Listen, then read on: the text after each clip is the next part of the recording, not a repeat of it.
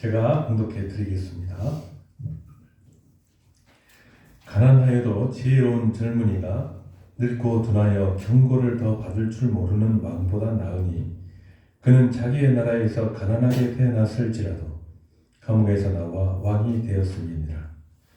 내가 본즉 해안에서 다니는 인생들이 왕의 다음 자리에 있다가 왕을 대신하여 일어난 젊은이와 함께 있고 그의 치리를 받는 모든 백성들이 무수하였을지라도 후에 오는 자들이 그를 기뻐하지 아니하리니 이것도 헛되어 바람을 잡는 것이로다. 아멘.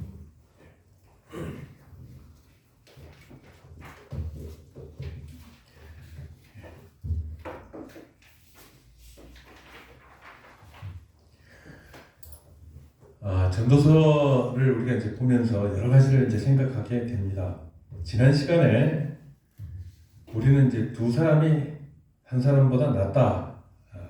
9절 말씀 우리가 이제 봤는데, 이 말씀은 혼자 살아가는 것이, 사람이란 존재가 혼자 살아가는 것이 아니다 하는 것을 일깨워 줍니다. 그 일련의 내용들이 이제 그것을 가르치고 있습니다. 하나님께서는 인간을 창조하실 때 서로를 사랑과 헌신의 대상으로 삼고 살도록 하셨습니다. 자, 여러분 이제 우리가 옆에 있는 사람들이 어떤 존재라고요, 여러분? 예, 사랑과 헌신의 대상입니다. 그러니까 저도 집사람은 가끔 이제 부부 싸움 하면요. 사랑과 헌신이 아니고 이제 악의와 원수가 돼가지고 이렇게 싸우곤 하거든요. 사람들이 또 다툼이 많아요.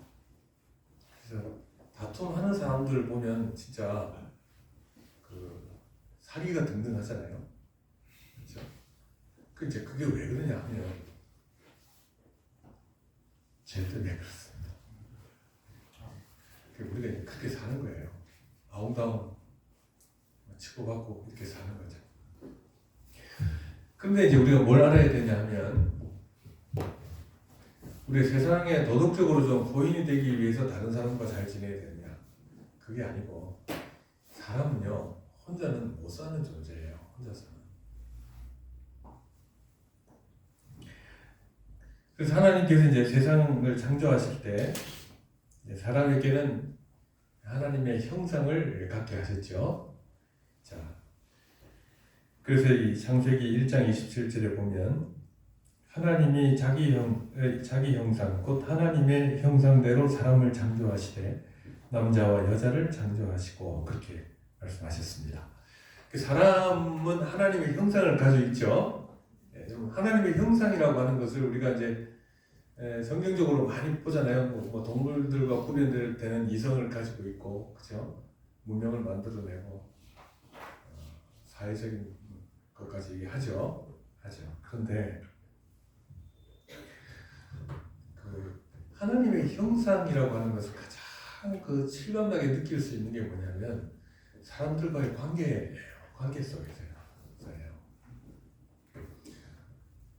여러분, 제가 이제 보니까 요즘 유튜브를 많이 보잖아요. 보면 그런 게 있더라고요, 여러분. 우리나라인지 일본인지 잘 모르겠는데, 고독사 한 집, 사람이 고독사하고 난 집 있잖아요. 그 집을 아는 방법이 있더라고요. 그러니까 사람들이 사람이 노인이 거기서 고독사에서 죽었으면 얼마나 참 비참하고 한맺히고 이렇게 했겠냐. 그래서 그런 집에 살고 싶지 않잖아요. 어떻게 하면 그런 집인지 알 수 있느냐. 이제 그런 게 있더라고요. 그래서 자세히 보진 않고 너무 끔찍해서. 근데 고독사 하는 분들이 많은가 봐요. 특히 일본은 우리보다 더 노령화 사회가 먼저 됐잖아요. 그러니까 고독사 하시는 분이 많아요. 고독하게 죽는 것처럼 참 비참하게 여기는 게 없죠. 그렇죠? 사람은 혼자 사는 존재가 아니에요. 근데 하나님의 형상 중에도 사람이 더불어 사는 것처럼 하나님도 삼위일체로 계시면서 세 인격 한 본질, 그렇죠? 그 세 삼위 하나님께서 서로 교제하시고 함께 어떤 일들을 만들어 간다 그 말이에요. 하나님의 형상 속에는 그게 있다는 거예요. 그래서 이제 사람을 창조하시고 나서 다 보시기에 좋았는데 한 가지 이제 하나님 보시기에 좋지 아니한 것이 있었다 그랬습니다. 좋지 아니하니 이런 말이 나옵니다. 창세기 2장 18절 한번 읽어보십시다. 시작. 여호와 하나님이 이르시되 사람이 혼자 사는 것이 좋지 아니하니 내가 그를 위하여 돕는 배필을 지으리라 하시니라. 좋다는 말은 토부라는 히브리어예요. 영어로는 good, good. 근데 이건 좋지 아니했다.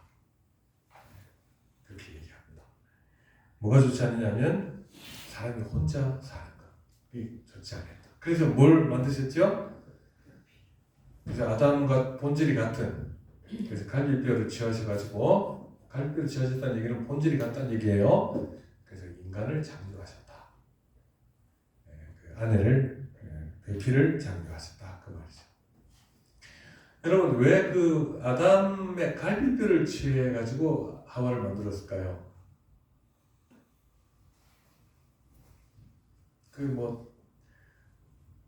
이런 얘기가 있습니다. 머리뼈를 취했으면 이 하와가 아담 머리 위에서 이제 다스리는 자가 됐을 것이고, 발가락뼈를 취했으면 종이 됐을 것인데 대등한 존재로 만드셨다.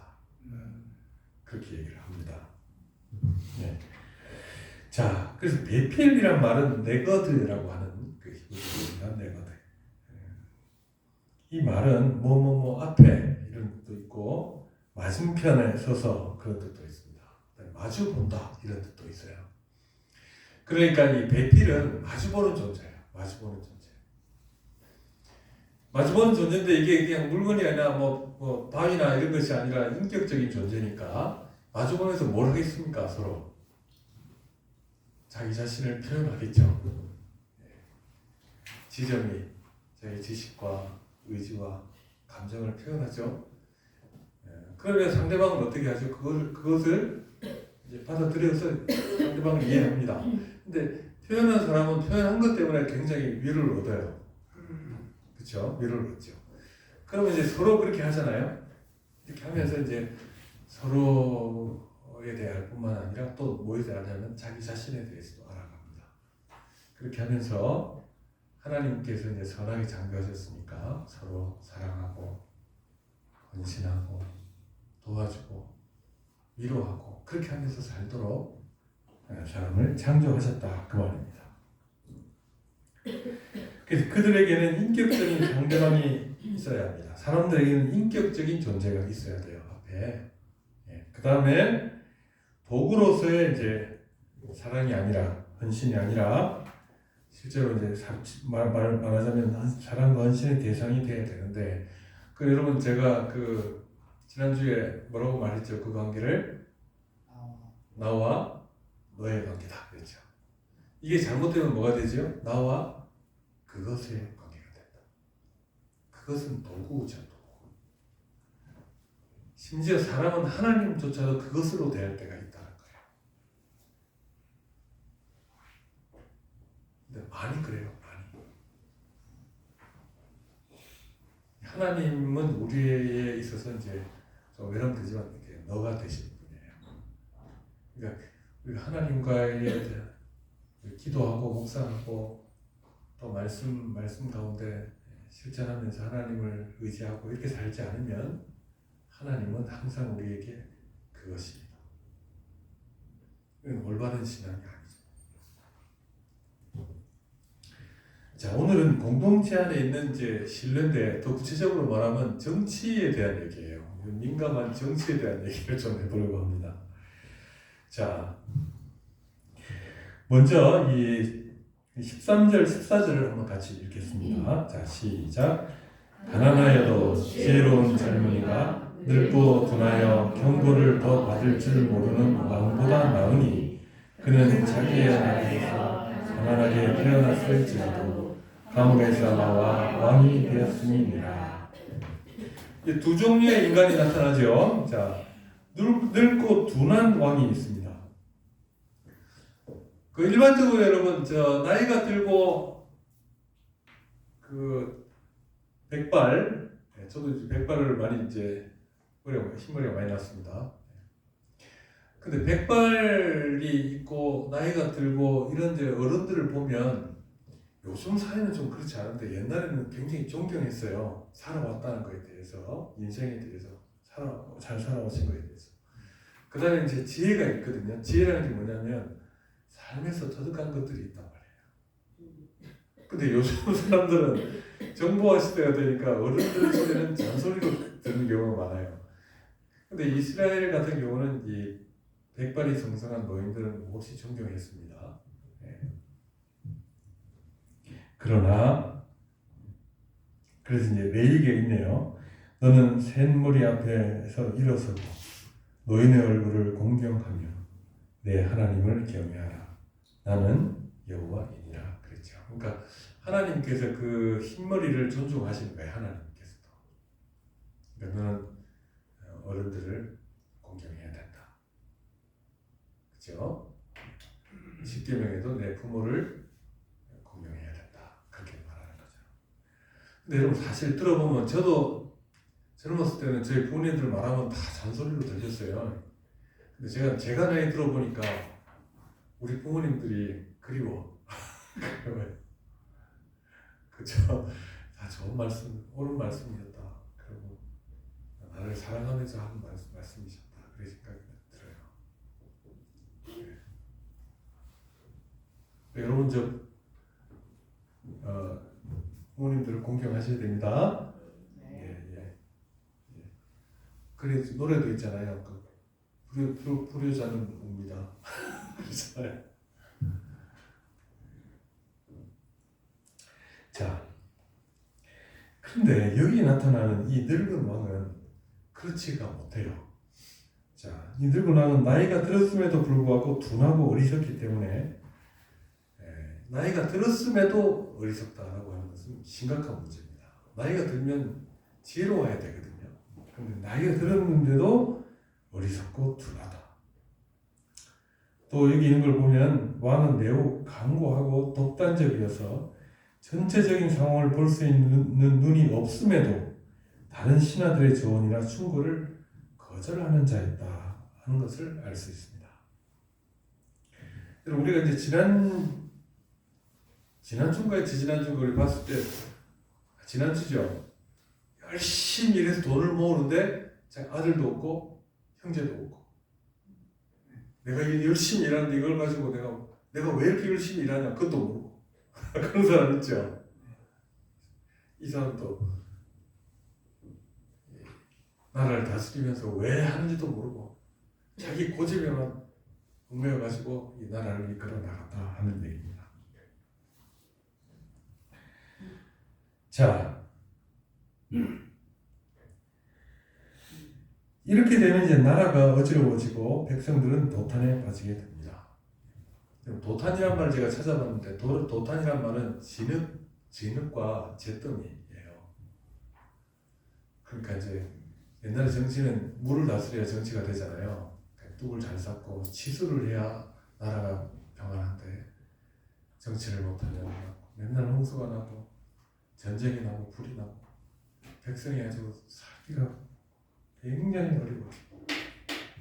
도탄에 빠졌다는 말이 그런 뜻입니다, 여러분. 자, 근데 또 한 사람이 있습니다. 이 젊은입니다. 젊은이. 이 사람 젊죠. 젊은이는 노인과 대조되는 그 세대, 그러니까 젊은 소장파를 말해요. 그러니까 이게 어린 나이 10대를 말하는 것이 아니고 10대부터 40대까지 정도를 포괄하는 단어라고 합니다. 자, 근데 본문은 이 지혜로운 젊은이가 늙고 둔한 왕보다 더 낫다 그렇게 얘기를 합니다. 자, 그럼 왜 낫지요, 여러분? 이 사람이 특징이 뭐죠? 이 젊은이의 특징이 지혜.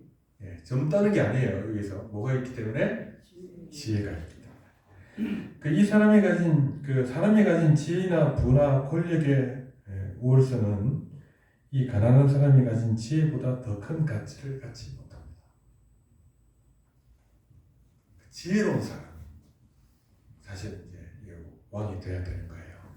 지혜로운 사람. 자, 그럼 이제 이 젊은이에 대해서 좀 보면 어떤 얘기들이 적혀 있냐면, 이제 이 내용을 보면서 여러분, 떠오르는 사람 혹시 있습니까, 여러분?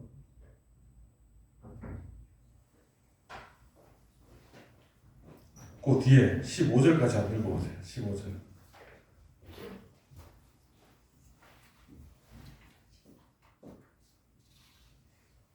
내가 본즉 헤아려 다니는 인생들이 왕의 다음 자리에 있다가 제2인자였다는 얘기죠. 예, 있다가 왕을 대신하여 일어난 젊은이와 함께 있고 이렇게 얘기하는데, 그러니까 왕이 되었다는 얘기죠. 왕이 되었다는 얘기예요. 떠오르는 사람 혹시 없습니까? 성경에? 다윗? 네, 요셉. 네. 근데 이제 요셉이라고 이렇게 해석하는 주석가들이 꽤 있어요. 예, 꽤 있어요. 그런데 이 보십시오. 자, 옥에서 나왔다. 이 말도 이제 요셉이랑 비슷하죠, 그죠? 옥에서 나왔다. 그래서 요셉을 염두에 두고 말하는 사람들이 많은데 세부적인 내용을 보면 일치하지 않는 게 많습니다. 요셉은 종으로 팔려 보디발 집에서 일하다가 모함을 받아 감옥에 들어간 건 사실이지만, 또 그리고 나중에 바로 왕에게 신임을 얻어서 큰 권세를 받았지만 왕이 된 것은 아니죠. 왕이 된 건 아닙니다. 그러니까 이 본문은 그냥 역사적으로 해석할 게 아니고 그냥 알레고리, 그러니까 우화로 봐야 됩니다. 자, 근데 여기 보면 이 사람이 어딜 갔다 나왔다고요? 감옥. 그럼 범죄자에 대한 얘기일까요? 뉘앙스를 보면 그건 아니에요. 근데 당시에 역사적으로 그 시대의 문명을 살펴보면 가난한 자였다는 의미라고 봅니다. 왜냐하면 근동지방에는 감옥에 범죄자를 감금하기도 하지만 경제적인 이유로 감금되는 곳이기도 했습니다. 빚을 갚지 못하는 사람은 감옥에 가야 했고, 때때로는 가족들도 함께 감옥에 들어가 있었다라고 알려져 있습니다. 그러니까 이 사람이 태어날 때부터 감옥에서 있었다는 얘기예요. 그러니까 누구 자기 아버지가 이제 빚을 진 거죠. 그래 이제 감옥에서 태어나가지고 비참하게 살았죠. 그래서 이 젊은이는 지극히 가난하고 비천한 신분이었고 권력과는 동떨어진 위치에 있었다는 것을 말해줍니다. 이 말은 이 사람이 돈이 없어가지고 감옥에서 태어나가지고 나온 사람이니까 이 사람이 왕이 될 가능성은 없죠, 그죠? 이거 뭐 요즘 이 사람은 흑수저도 아니고 흑수저보다 못한 게 뭐가 있어요, 여러분? 일회용 수저인지 모르겠는데. 무슨 수저? 그랬어요. 왕이 될 가능성이 전혀 없는 사람. 그런데 이 사람은 지혜 하나를 가지고 고위직에 올랐고 결국 왕이 됐습니다. 오늘 우리 아까 읽었던 다니엘도 보면 포로로 잡혀가지고 있었는데 나중에 국무총리가 되죠. 제2인자가 돼요. 재상이 됩니다. 자, 근데 그러니까 이렇게 비천한 신분을 가지고 태어난 사람이 그 왕위에 오르는 일은 역사상 보면 종종 있습니다. 많지는 않지만 종종 있습니다. 자, 그럼 이제 15절, 16절을 같이 한번 읽겠습니다. 자, 시작. 내가 본즉 헤아려에서 다니는 인생들이 왕의 다음 자리에 있다가 왕을 대신하여 일어난 젊은이와 함께 있고 그의 지위를 받는 모든 백성이 무수하였을지라도 그에 오는 자들은 그를 기뻐하지 아니하리니 이것도 헛되어 바람을 잡는 것이로다. 이제 그 16절에 모든 백성이 치리를 받는 모든 백성이 무수했을지라도까지 한번 끊어야 돼요, 여러분. 그러니까 이 젊은이가 감옥에서 나온 젊은이가 승승장구했다는 얘기입니다. 자, 새롭게 등장한 젊은 왕의 지혜로운 통치의 백성들은 어떻게 했다고요? 매우 좋아했습니다. 헤아려서 다니는 인생들이 2인자로 있다가 왕이 된 이 젊은이와 함께 있었다라고 14절에 나오거든요. 함께 있었다. 함께 있었단 말은 그의 편이 됐다, 그런 뜻이에요. 또 새로운 왕은 전성기를 구가하고 있었습니다. 그래서 여기도 보면 여기 15절에 함께 있다고 되어 있네요. 자, 그럼 무수한 그의 치리를 받는 모든 백성이 무수히 많았다. 엄청난 왕권을 가진 것이죠. 반면에 늙은 왕은 왕자에서 쫓겨났다는 걸 알 수 있죠, 여러분. 쫓겨났거나 죽었거나 자신을 딛고 왕이 된 젊은이를 지켜봐야 했을지도 모릅니다. 그러니까 여러분, 권력이라는 게 비정한 거죠. 그를 따르던 사람들이 다 등을 돌리고 자기의 후계자 젊은 왕을 따랐다. 근데 이 이야기가 여기서 끝나지 않습니다. 이 젊은 왕의 통치에 대한 인기와 위세는 결코 끝나지 않을 것 같았습니다. 그렇죠? 모든 백성이 무수하였을지라도. 근데 이제 뭐가 있냐면 지라도 그다음에 후에 오는 자들은 그를 기뻐하지 아니하니 그렇게 얘기합니다. 즉 한때 인기를 누렸던 그 왕을 후에 오는 새로운 젊은 세대들이 기뻐하지 않았다. 좀 아이러니하죠, 그죠? 기뻐한다는 말은 왕의 지배와 법을 받아준다는 의미가 있습니다. 그 새로운 세대는 왕의 지배와 법을 받아들이기를 거절했다는 걸 말하는 거예요. 과거 그 왕이 했던 공로와 지적을 새로운 세대는 인정하거나 기억하지 않는다. 인기가 없다.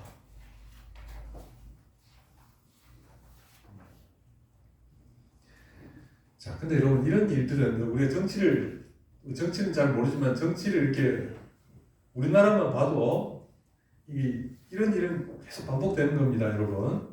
잘 나가던 그 정치가가 통치자가 계속 그 인기를 얻느냐면 그렇지 않아요. 우리나라는 정말 그렇잖아요. 그렇죠? 공산주의 국가들, 소련 같은 경우는 스탈린이 죽고 나면 스탈린 격하 운동을 해요. 그의 신격화 된 스탈린을 그냥 뭉개버립니다. 그래야 자기가 이제 그 다음 후계자가 살아납니다. 그렇게 하죠. 그러니까 정치가 그래요. 그래서 이런 과정은 계속 반복됩니다. 한 왕의 권력이 극적으로 사람의 호응을 받고 세워지더라도 어떤 일이 일어난다고요? 반드시 몰락합니다. 이것은 인간이 추구하는 명성과 출세에 대한 욕망도 헛되다는 것을 적나라하게 보여줍니다. 즉 역사는 반복되고 명성과 영광은 지속되지 않는다. 이건 설명할 필요도 없죠, 여러분. 첫째 왕이 권력을 잃은 것은 자신의 어리석음의 결과였습니다. 따라서 첫 번째 권력 이동은 지혜의 힘을 보여줍니다. 우리 딸 이름 잘 지은 것 같아요. 엄청 나와요, 요즘. 자, 지혜가 얼마나 중요한지를 보여줍니다. 그러나 이 지혜로운 통치에 대해서도 어느 정도 시간이 지나면 어떤 일이 일어난다고요? 민심의 이반이 일어납니다. 그 지혜마저도 권력과 마찬가지로 더덥고 허무한 것이 되어버린다 그 말입니다. 그래서 전도자는 이것도 헛되고 바람을 잡는 것이다 그렇게 말합니다. 여러분 이 전도서의 이 본문이 굉장히 옳죠, 여러분. 옳죠. 옳아요. 역사는 대부분 이래요. 자, 그럼 이제 우리가 어떤 교훈을 얻어야 되느냐? 솔로몬은 자신이 왕이었기 때문에 왕의 지위와 위엄이 얼마나 불확실하고 헛된 것인지를 잘 알았습니다. 이 전도자는 솔로몬이잖아요. 그는 잠언에서 뭐라고 했냐면 면류관이 어찌 대대에 있어요. 왕관이 어찌 대대에 이어지겠느냐 그렇게 얘기합니다. 자, 그럼 첫 번째 교훈은 뭐냐면 지혜가 없으면 왕도 위태롭다는 겁니다. 권력도 위태롭다. 지혜가 없으면. 자, 지혜가 없으면 남의 조언이나 권고에 귀를 기울이지 않습니다. 이런 태도는 자신의 권세를 강화하는 것이 아니라 약화시키고 큰 위기를 초래합니다. 여러분 여기 어리석고 고집이 세다. 뭐라고 표현되어 있죠? 늙고 둔하다. 늙고 둔하다. 늙고 둔하다. 둔하다는 말은 어리석다는 말과 같은 의미로 쓰여요. 둔하다는 말. 원래 둔하다는 말의 뜻은 살쪘다는 뜻이에요. 살쪄도 뚱뚱한 사람들 많은데 살찌면 어리석고 둔하다. 이렇게 둔한 건 맞죠? 둔하죠. 저 살쪄봐 살찌 둔합니다. 어리석다 같은 뜻이라고 봅니다. 자.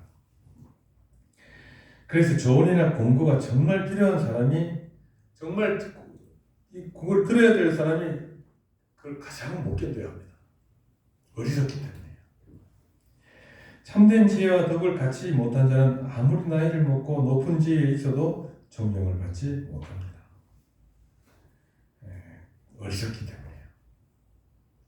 반대로 나이가 어리고 지혜가 낮더라도 지혜와 덕이 있으면 이 불리한 처지에 있더라도 사람들의 존경을 받을 수 있는 것입니다. 자, 그래서 가난한 젊은이는 그의 지혜로 말미암아 왕위에 오릅니다. 자, 여러분, 근데 가만히 생각해 볼 때 가난한 사람이고 지혜로운 사람이라고 다 왕이 되는 건 아니죠. 예, 그 왕이 된다고 하는 건 특별한 일이에요, 여러분. 그래서 보면 왕이 된다라고 할 때 그것은 하나님의 섭리가 있기 때문이에요. 그래서 하나님의 섭리는 종종 가난한 자들을 먼지 더미에서 일으키셔서 지도자들로 세우십니다. 시편 113편 7절 8절 가난한 자를 먼지 더미에서 일으키시며 궁핍한 자를 거름 더미에서 들어 세워 지도자들 곧 그의 백성의 지도자들과 함께 세우시며 그렇게 얘기합니다. 그러니까 여러분 열심히 지혜롭게 살아야겠죠? 예. 그리고 이제 우리가 뭐 신분 상승 이런 말을 너무 상처가 되는 말이니까 그러니까 우리가 이제 열심히 살면 하나님께서 그를 들어 쓰실 수가 있는 거죠. 예. 자, 그 다음에 늙은 왕은 어리석음과 고집으로 빈궁에 처해집니다. 이 늙은 왕은 왕가에서 태어나 왕위를 물려받았을 것입니다. 그가 권세를 잡는 동안 그의 국가는 재물로 가득 차고 사람들은 그의 앞에서 굴복했을 것입니다. 그런데 그가 만약 악한 길을 택하면서도 자신이 나이가 많고 경륜이 있다고 신하들의 조언과 경고를 받아들이지 않는다면 그는 가난해질 것입니다. 사람들은 그를 떠날 것입니다. 왕위에서 쫓겨나고 비천한 지혜가 되고 곧 가는 바닥이 나고 사람들은 다 떠날 것입니다. 그러므로 우리는 교만하지 말고 겸손한 마음으로 살아야 합니다. 사람들을 대할 때 특히 이 점에 유의해야 합니다. 그럼 첫 번째 교훈은 뭐죠? 우리는 지혜롭게 살아야 된다. 그럼 이런 정치가들 이 젊은이가 왕이 됐잖아요. 지혜로 왕이 됐잖아요, 그렇죠? 그러면 그 지혜라고 하는 것은 무엇일까요, 여러분?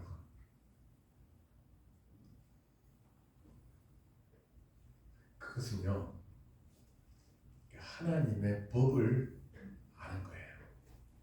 이게 무슨 말이냐면, 이 신자라는 얘기 없죠, 지금 여기. 그러니까 여러분, 정치에는 뭐가 있다고요? 정치의 법이 있어요. 경제에는 경제의 법이 있겠죠? 가정에는 가정의 법이 있죠? 그래서 하나님께서 각 영역에 따라 하나님의 법을 세우셨다는 거예요. 그러니까 이 사람이 지혜를 가지고 왕이 됐다는 얘기는 정치를 어떻게 해야 하는지 그것에 대한 하나님의 법을 깨우쳤다는 걸 알 수 있습니다. 그러니까 우리가 이제 하나님 말씀 보면서 깨달아야 될 건 뭐냐면 여러분이 살고 있는 각 영역의 법을 깨달아야 돼요. 하나님이 원하시는 것. 교회도 법이 있죠, 그죠? 그 다음에 사회도 법이 있죠, 가정에도 법이 있죠, 직장에도 법이 있죠.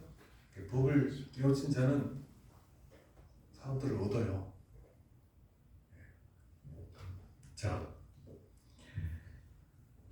여기서 이제 사람들의 마음은 언제든지 떠날 수 있다. 좀 지적한 얘기인데, 자, 사람들은 이제 막 떠오르는 해를 경배하는 것이 당연합니다. 앞에서 본 바와 같이 해 아래에서 다니는 인생들은 모두 다 왕의 다음 자리에 있는 후계자와 함께 있습니다. 반면에 현재 있는 왕은 지는 해라고 생각을 합니다.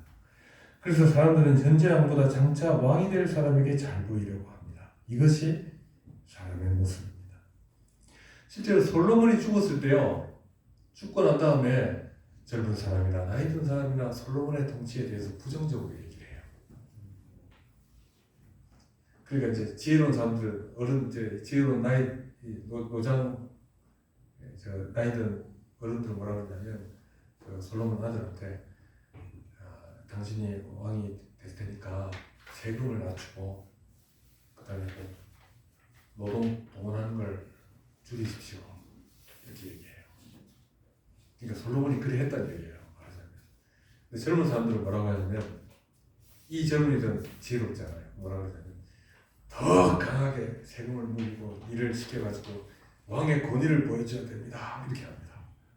근데 이 르호보암, 솔로몬 아들이 젊은 사람들 말 들었을까요? 나이 든 사람 말 들었을까요? 젊은 사람들 말 들었어요. 그래가지고 어떻게 되죠? 쫓겨나. 12지파가 있는데 2지파만 겨우 붙들고 나머지 10지파가 떠나버려요.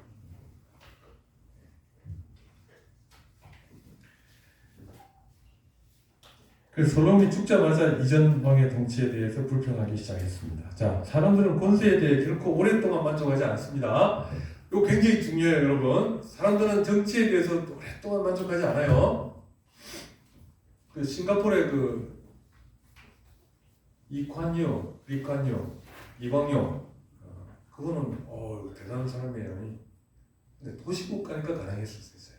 근데 대부분은 사람들은 정치에 대해 오래 만족하지 않습니다.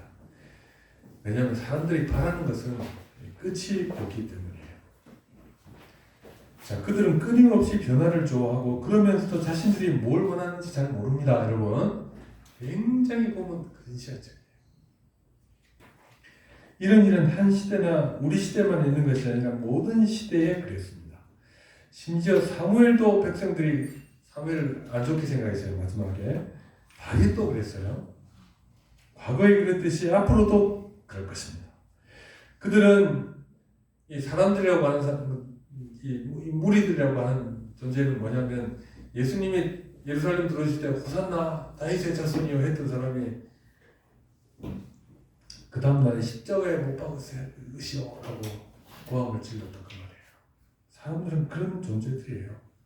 그러니까 여러분, 자, 그럼 우리가 이 시민과 국민으로서 여러분 해야 될 일은 뭐죠, 여러분? 어떤 교훈을 얻을 수 있죠? 이런 기준을 잡고 딱 서 있어야 돼요. 휘둘려 다니면 안 돼요.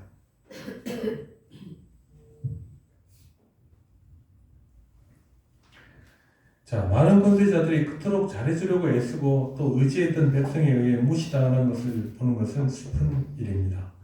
사람에게 충성이라는 것은 찾아볼 수 없습니다. 사람이라는 것, 여기서 사람이라는 것은 무리를 말해요. 무리, 군중이에요. 군중. 그래서 전도자는 이것도 헛되다 그렇게 말합니다. 여러분, 충성이라고 하는 정치의 세계에서 충성이라는 것은 사실은 찾아보기 어려워요. 전혀 없는 건 아니지만. 자, 그래서 우리는 세상의 권세를 어떻게 봐야 하는가 하면, 우리는 이와 같이 한 나라나 공동체를 이끄는 일이 얼마나 힘든 일인지를 발견하게 됩니다. 그것은 우리가 속한 국가와 사회에도 동일하게 나타납니다. 교회 안에도 그렇습니다. 교회가 정치적으로 휩쓸리면 교회가 망하게 돼요. 그렇게 하면 안 돼요. 교회는 교회의 법을 따라야 되는데 그렇게 돼요. 문제는 바로 우리도 아무런 생각 없이 이와 같은 사람들의 생각과 행동에 동참한다는 것입니다. 그래서 우리도 너무도 생각 없이 배신하고 여론을 이끄는 자의 말에 휩쓸려 버리고 맙니다. 물론 세상의 권세에 대한 우리의 관점은 두 가지로 볼 수 있습니다. 그러니까 이제 이 권세라는 게 뭐냐는 걸 잘 알아야 돼요, 여러분. 첫째는 권세를 받고 유지하고 활용하는 데는 하나님의 법을 따라야 합니다. 좀 이따 얘기 좀 말씀드릴게요, 구체적으로. 또 무엇보다 하나님의 법을 알았으면 그것에 대해서 진정성을 가지고 있어야 돼요. 무슨 말인지 아시겠죠? 네. 그런데 둘째는 그럼에도 불구하고 사람의 부패한 본성을 잊어버리면 안 됩니다. 언제든지 쫓겨날 수 있어요. 쫓겨날 때 잘 쫓겨나야 되겠죠. 이것에 대해 항상 경계하면서 세상의 움직임들을 바라봐야 하는 것입니다. 실제로 정치적인 신이라고 하는 것은 매우 일시적이고 상대적이라는 것을 알아야 합니다. 그러므로 하나님께서 분별력을 주시기 위해 기도해야 합니다. 자, 또 반복되는 것 같은데 우리가 권세에 대해 알아야 될 몇 가지 관점이 있습니다. 세상 사람들은 보다 큰 권세를 잡을 수가 있다고 하면 수단과 방법을 가리지 않고 또 사람들도 그렇게 생각합니다. 그렇죠? 네, 정치는 그런 거야. 그렇게 생각을 합니다. 실제로 권세가 어떤 의미인지도 모르고 불나방처럼 권력 쟁탈전에 뛰어듭니다. 진실로 이웃과 국민을 섬기기 위해 권력을 가지고자 하는 사람들이 얼마나 있겠습니까? 다 그렇게 시작해도 나중에는 변질이 되어버리죠.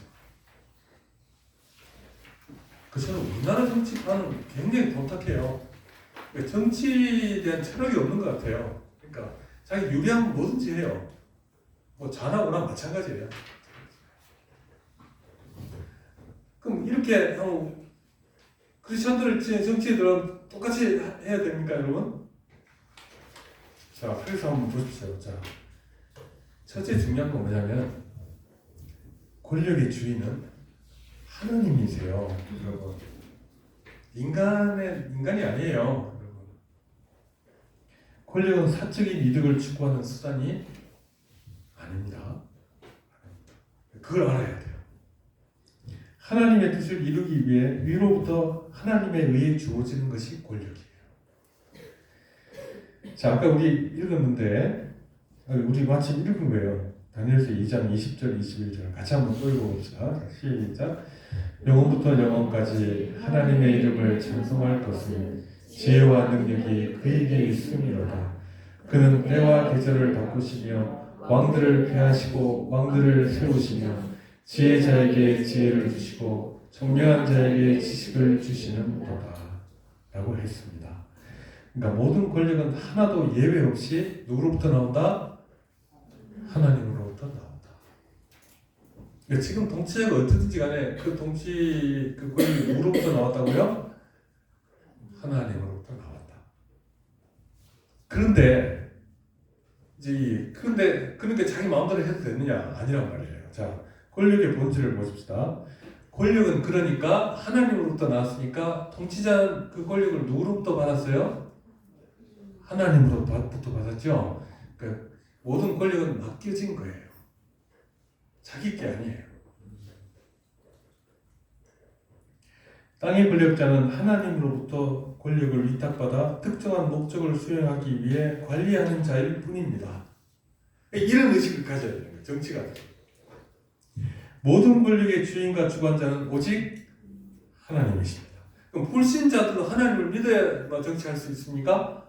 그건 아니에요. 아까 말씀드린 대로 정치를 향한 하나님의 법이 있다는 거예요. 자연법칙이 있듯이.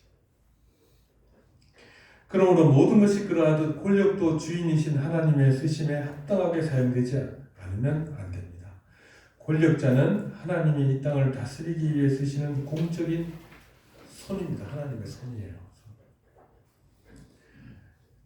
잠언 21장 1절에 왕의 마음이 여호와의 손에 있으니 마치 보물과 같아서 그가 임의로 인도하시느니라. 누가? 하나님이 인도하십니다. 왕의 직위는 하나님의 손에 의해 다스림을 받는 것이라고 명시하고 있습니다. 왕 자신이 주장하는 지위가 아니라는 걸 알아야 돼요. 자, 그걸 모르면 어떻게 되죠? 늙은 왕처럼 돼요. 세상은 권력자가 등장하고 사라지는 일이 반복되고 있습니다. 오늘 본문에서 말하듯이 권력을 취하는 것 자체는 아무런 의미가 없고 헛되어 바람을 잡는 것이다 라고 하는 것입니다. 권력 자체를 잡는 것은 의미가 없어요. 비록 왕의 자리에 있더라도 자신의 잘못에 대한 경고를 무시하고 귀를 닫으면 왕의 권세가 없는 지혜로운 젊은이보다 못하다, 지혜보다 못하다. 정치에서 가장 중요한 것은 지혜란 말이에요. 정치 하나님의 법, 정치를 향한 하나님의 법이에요. 권력의 자리가 그 사람의 됨됨이나 인품을 보증하는 것이 아닙니다. 권력은요 자기 인품을 증명하는 자리가 아니에요. 여러분 공자님이 정치하려다가 어떻게 됐어요, 여러분? 등용이 됐습니까, 안 됐습니까? 안 됐어요. 정치를 못 펼쳤어요. 자, 그러니까 여러분 정치는 종이에요, 정직이에요. 하나님이 주신 걸 맡아서 하는 자일 뿐이에요. 권력은 그저 제도가 공적으로 마련한 한 제한된 영향력일 뿐입니다.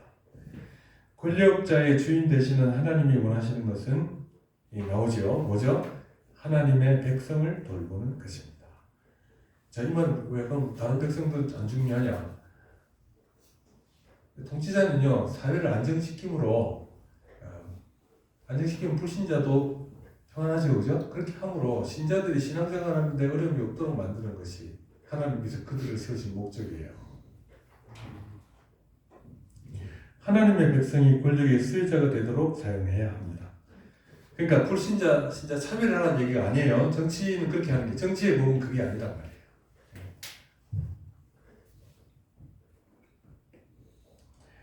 자, 그러나 권력자가 주인의 뜻을 무시하고 사적인 이득의 방편으로 권력을 사용할 경우에는 어떻게 처신해야 되겠습니까? 그럼 우리 통치자가 사적인 이익을 가지고 막 통치를 한다.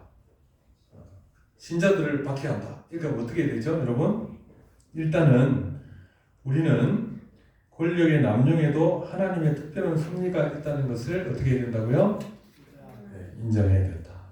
왜냐? 그 권력자가 자기 힘으로 쓴 거 아니란 말이죠.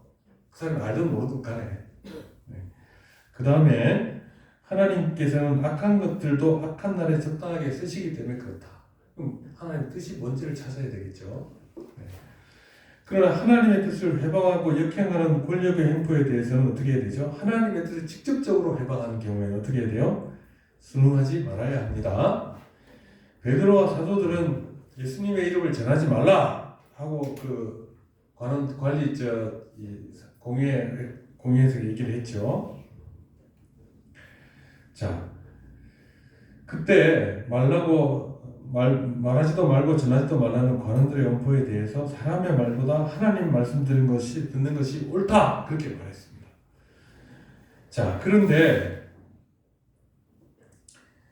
이 저항을 하지만 이것이 물리적인 투쟁이 되는 것은 1차적으로 신자들의 의무가 아닙니다.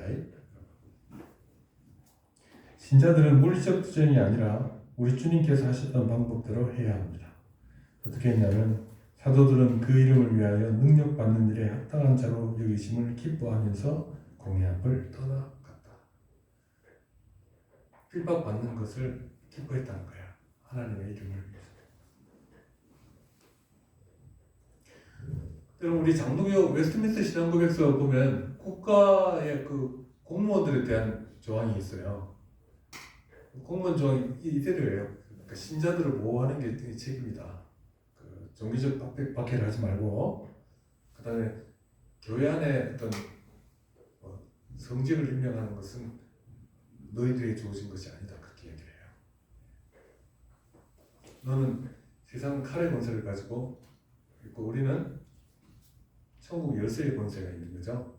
교회는 세상 통치자들이 천국 열쇠를 가진 것에 박해를 하면 안 된다는 거예요. 하지만 그건 하나님께 대적하는 거란 말이에요. 네, 그러면 안 된다는 말이죠.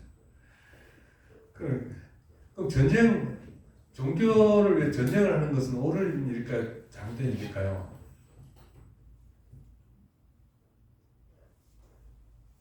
교회가 그 일을 하면 안 돼요. 교황 중에 전쟁 일으켰던 사람도 있어요. 풍사 몰고 나갔던 교황도 있습니다. 근데 그거 안 되는 거예요. 근데 시민으로서 옳은 일을 위해서 전쟁을 할 때는 전쟁이라는 게 있죠. 그때는 참여하는 거예요. 시민으로서. 무슨 말씀인지 아시겠죠? 예. 자, 그래서 우리가 이제 정치에 대해서 조금 정리가 되십니까? 더 헷갈리십니까? 정리되죠? 자, 권력을 유지하는 지혜 마지막 부분 보겠습니다. 듣는 자는 지혜로운 자입니다. 지혜자는 늘 길을 엽니다. 지혜자는 충분한 분량의 지혜를 자기 안에 비축해 두고 그때그때 꺼내 쓰는 자가 아니에요. 왜냐면 세상이 그렇게 쉽지 않아요. 복잡해요. 자기가 다 모든 걸 알고 있는 것처럼 하면 안 된다. 남의 소리도 얘기도 안 듣고 자기가 알아서 처리하겠다 하면 안 된다라고 하는 겁니다. 그럼 어떻게 되느냐? 지혜로운 자는 지혜와 동행하는 자입니다. 이 말은 무슨 말이냐면 지혜와 동행하는 비결은 바로 하나님을 경외하는 것입니다. 왜냐하면 하나님을 경외하는 것이 지식의 근본이거늘 미련한 자는 지혜와 훈계를 멸시하느니라. 그래서 여호와를 경외하는 자는 범사에 하나님을 인정하고 그분을 신뢰하며 그분께 귀를 기울이는 자입니다. 그래서 여러분, 그러니까 예수 안 믿는 통치자는 우리가 인정해야 돼요, 인정하지 않아야 돼요? 인정해야 되죠. 근데 이 사람도 하나님에 대해서 두려워해야 돼요. 근데 이 사람이 신앙을 가지면 좋죠. 그 얘기, 또 종교를 또 정치형에 끌고 들어오는 것도 잘못된 거예요, 여러분. 근데 뭐가 문제냐면 하나님이 계시다는 것을 인식하는 자여야 돼요. 소명의식을 가져야 돼요. 그걸 모르면 어리석은 자가 됩니다. 그러므로 우리는 만세 전부터 감춰진 지혜이신 예수님을 영접해야 합니다. 너희는 하나님으로부터 나서 그리스도 예수 안에 있고 예수는 하나님으로부터 나와서 우리에게 지혜와 의로움과 거룩함과 구원함이 되셨으니 이렇게 바울사도는 얘기합니다. 그래서 지혜자는 예수님의 경고를 계속해서 듣는 자다 그 말이에요. 그래서 요즘 교회가 좀 권위가 없어요. 근데 물론 우리가 기독교 국가 아니까 그런데 유럽 서구 같은 경우에는 국가가 잘못된 교회가 공부를 했어요. 그런 사례가 있어요. 그래서 교회가 통치자에게 경고의 선을 보내기도 했다고 말해요. 도덕적인 문제가 있어요. 그러니까 우리는 지금은 무신론의 시대니까 하나님 어디서 이렇게 하니까 이런 것이 있을 수가 없죠. 그럼에도 불구하고 신자들은 항상 그런 마음을 가지고 살아야 돼요. 하나님의 말씀과 경고를 대체할 정도로 믿을 만한 지혜는 세상에 없습니다. 따라서 사람은 자신에게 축적된 판단의 근거들을 지혜롭게 사용하되 하나님의 말씀에 귀를 닫을 정도로 과도한 신뢰를 가져서는 안 된다. 모든 권력을 세우시기도 폐하시기도 하는 절대적인 권력자인 하나님께 의식의 초점을 맞추라는 것입니다. 그러니까 이제 요즘 정치가들은 뭐라 하죠? 국민들에게 귀를 기울인다 그러죠. 국민들에게 귀 기울이면 사실은 되겠습니까? 안 되겠습니까? 사실 안 돼요. 그러니까 이렇게 말하면 또 어떻게 말할지 모르겠는데 그거 아니에요. 사람들은 배신을 해요. 항상. 그거 조삼모사. 그러니까 절대적인 권위, 절대자, 그들이 하나님을 안 믿는다고 해도 소명을 주신 자에 대한 책임감을 느껴야 되는 거예요. 그렇게 하면 인간의 논리를 따라 숨가쁘게 변화하는 양상에 휩쓸리지 않을 수 있는 것입니다. 그러니까 하나님을 두려워해야 돼요. 모든 통치자. 그렇게 생각하시죠, 여러분? 그렇습니다. 하나님이 이 세상의 주권자시기 때문에 그래요. 기도하겠습니다. 하나님 아버지, 주님께서 이 세상의 안전과 또 보호와 평안함을 위해서 정치 권력을